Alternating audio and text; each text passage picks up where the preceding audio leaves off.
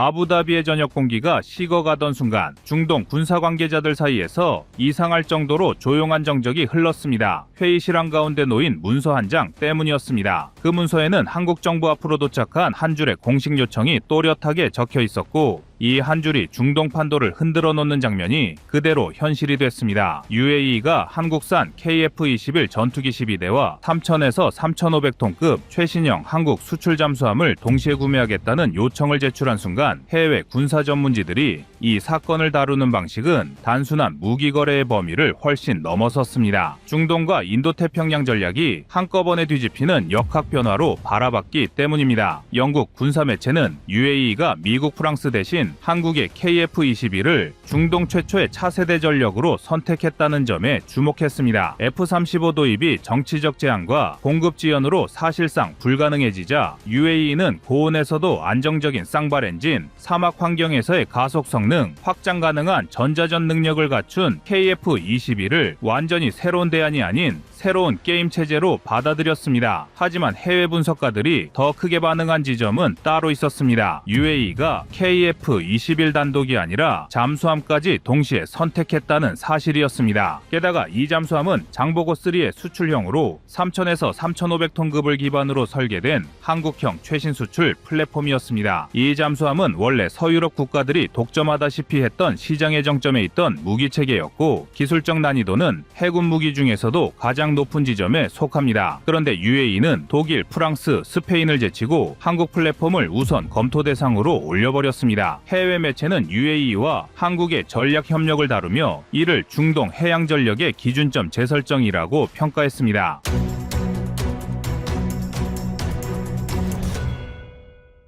여기서 더 통쾌한 장면이 있습니다. UAE가 요구한 기술 리스트를 방산 관계자들이 한 줄씩 확인하던 순간 모두가 동시에 떠올린 나라가 하나 있었습니다. 바로 인도네시아였습니다. 분담금 미납으로 KF-21 공동개발국에서 탈락한 그 나라. UAE가 요구한 기술 대부분은 원래 인니가 KF-21 공동개발국 지위를 유지했더라면 손에 넣을 수 있던 것들이었습니다. 그런데 인니는 스스로 기회를 던져버렸습니다. 인도네시아는 한국에게 1조 가까운 분담금을 깎아달라고 요구했고, 한국이 이를 수용해줬음에도 기술을 얻기 위한 마지막 기회를 스스로 걷어찼습니다. 그러고 나서 중국산 중고전투기 프랑스 라파를 기웃거리며 시간과 돈을 낭비했습니다. 결국 어떤 결과만 남았냐면 전투기 0대. 이 장면이 해외 군사 매체에서도 정면으로 비교 분석됐습니다. UAE는 한국을 선택해 미래를 잡았고, 인도네시아는 한국을 놓쳐 현재를 잃었습니다. 한국은 이제 단순히 싸고 빠른 나라가 아닙니다. 기술을 만들고 전력을 만들어주고 유지보수까지 나란히 해주는 세계에서 거의 유일한 국가입니다. UAE가 환호한 이유는 KF-21의 성능 때문만도, 잠수함의 위력 때문만도 아닙니다. 이 모든 능력을 동시에 갖추고 있으면서도 정치적 제약 없이 원하는 전력을 바로 제공할 수 있는 유일한 나라, 그게 한국이었기 때문입니다. 그럼 왜 UAE는 한국을 선택했을까요? 이 질문이 국제군사 포럼에서 반복해서 등장했습니다. 미국과 프랑스는 중동의 전통 공급국이었고, 특히 프랑스는 사브마린 분야에서 강력한 영향력을 유지하고 있습니다. 하지만 UAE는 점점 이들 서방 공급국의 구조적 한계를 더 이상 감당할 수 없다고 판단했습니다. 프랑스제 잠수함은 유지비와 수명주기 비용이 매우 높고, 기술 이전과 정비 권한은 언제나 프랑스 정부가 통제했습니다. 미국 역시 핵심 기술 이전을 극도로 제한하며 국외 플랫폼의 독자적 현대화를 허용하지 않기 때문에 UAE는 전력 자립을 추진하기에는 부담이 컸습니다. 그에 비해 한국의 3,000에서 3,500톤급 수출형 잠수함은 AIP 최신형 시스템, 장거리 무장 운영 능력, 고온 해역에서 안정성을 보장하는 냉각 모듈, 그리고 무엇보다 현지 조립과 현지 정비, 그리고 현지 현대화까지 허용되는 유연한 체계를 강점으로 갖고 있습니다. 해외 매체는 이러한 조건들을 상세히 분석하며 한국 잠수함이 정치적 제약이 가장 적은 고급 전략 자산이라는 표현까지 사용했습니다. 더 놀라운 부분은 UAE가 이 두 무기 플랫폼을 사실상 패키지에 가까운 방식으로 구매하려 했다는 사실입니다. KF-21은 공중 지배를 확대하고 수출형 잠수함은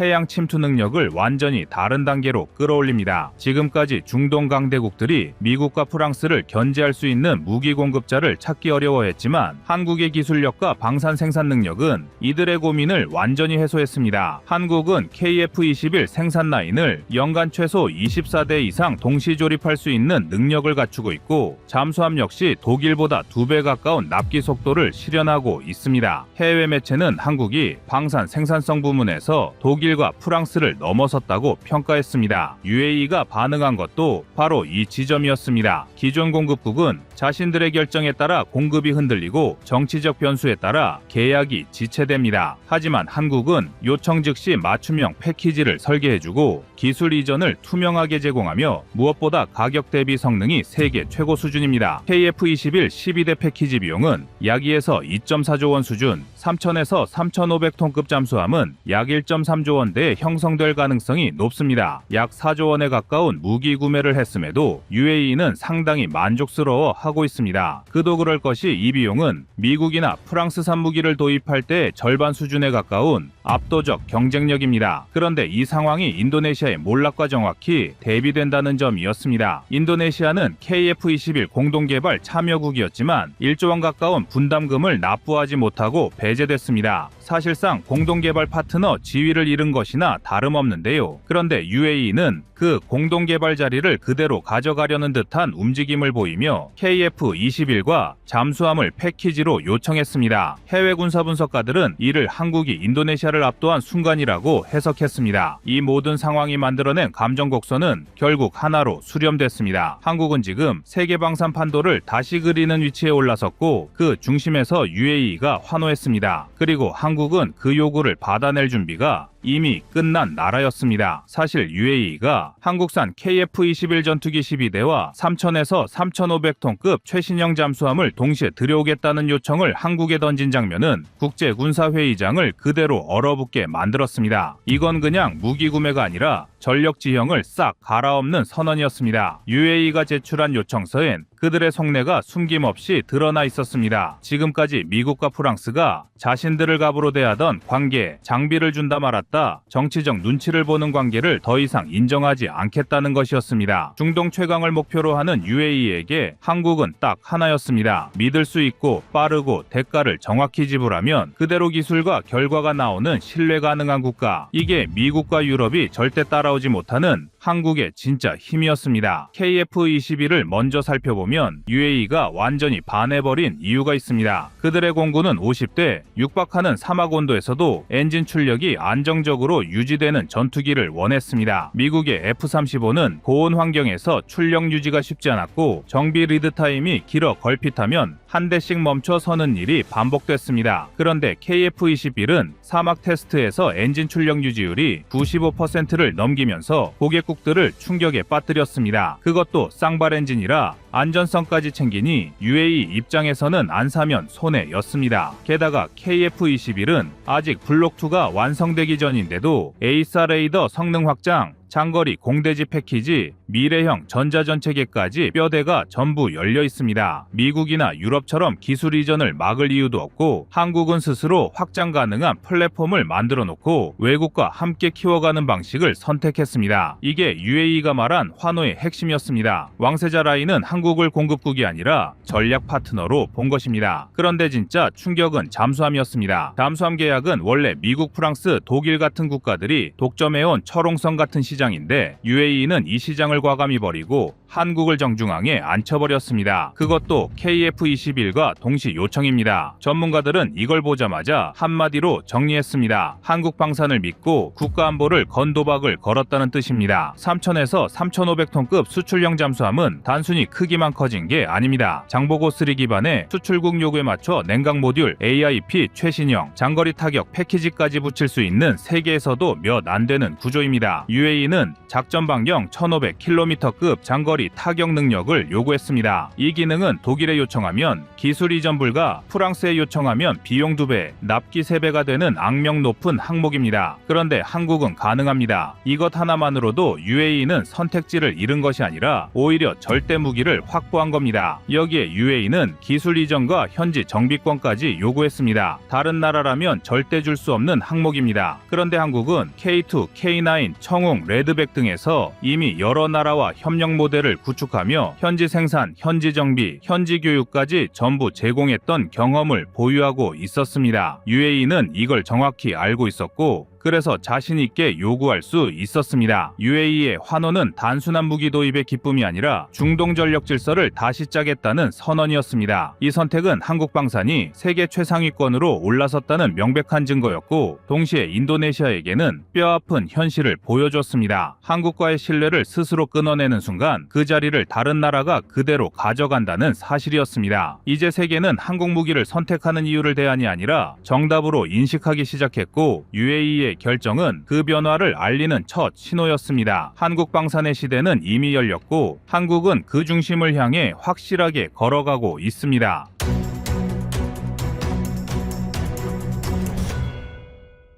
다음은 25년 8월 5일 사우디 KF-21 40대 구매하겠다 영상입니다. 해외군 관계자들에게 KF-21은 준작전기로 평가받고 있을 정도로 대한민국의 보람에는 그 위상이 날이 갈수록 높아지고 있습니다. UAE 공군전술센터 사령관 아잔 알루아이미가 2025년 4월 KF-21에 탑승해 최초 외국인 비행 기록을 세운 직후 양국 공군이 포괄적 협력 의향서를 체결했고 바로 다음 달 사우디 국방부가 카이의 비밀리에 프레젠테이션을 요청하며 완제기와 현지 생산 패키지 검토에 착수했다는 사실이 확인됐습니다. 현재 사우디가 운용 중인 전술기는 F-15SA, F-15S, 타이푼 블록 2, 3 등 300여 대이지만 실제 최신 사양은 130여 대에 불과하고 독일의 수출 금지, 미국의 군사정책 변화로 업그레이드가 지연되면서 작전 가능 대수가 빠르게 감소하고 있습니다. 반면 KF-21은 블록 1에서 이미 다기능 A사 레이더, IRST, 전술 데이터 링크를 통합했고 블록 3로 넘어가면 구조 설계에 숨어있던 내부 무장창을 개방해 완전 스텔스 형상으로 개조할 수 있도록 주골격과 무장창 프레임을 일체화해둔 프리 스텔스 구조가 사전 반영돼 있습니다. 가격 경쟁력도 분명합니다. 2025년 6월 기준 완제품 단가 8,700만에서 1억 1,000만 달러로 라팔 대비 30% 이상 저렴하며 수명주기 비용을 포함해도 서방 5세대기 대비 15%가량 낮다는 복수 해외 분석이 나왔습니다. 사우디가 가장 주목한 부분은 국산화율입니다. KF-21은 현재 부품 국산화 65%를 돌파했고 한화에어로스페이스가 2036년까지 독자 엔진을 완성하면 80% 이상으로 올라갈 전망입니다. 이처럼 핵심 기술을 자국 주도로 운영할 수 있다는 점이 독일, 미국의 정책 리스크를 체감한 사우디 의사결정자에게 매력으로 작용했습니다. 작전 개념 측면에서도 KF-21은 블록2부터 2인승 기체를 활용해 무인 전투기와의 멀티 체계를 구현하게 되며 뒷좌석을 AI 크루로 대체하는 연구가 병행되고 있어 사우디가 요구하는 6세대 전력 전환의 징검다리로 적합하다는 평가가 나왔습니다. 실제로 UAE가 제안한 스마트 윙맨 무인기 데이터 링크 공동 개발안에 사우디 방산청도 옵저버로 참여하겠다는 의사를 표시했고 카이는 KF-21과 전술 드론을 묶어 패키지 수출하는 구상을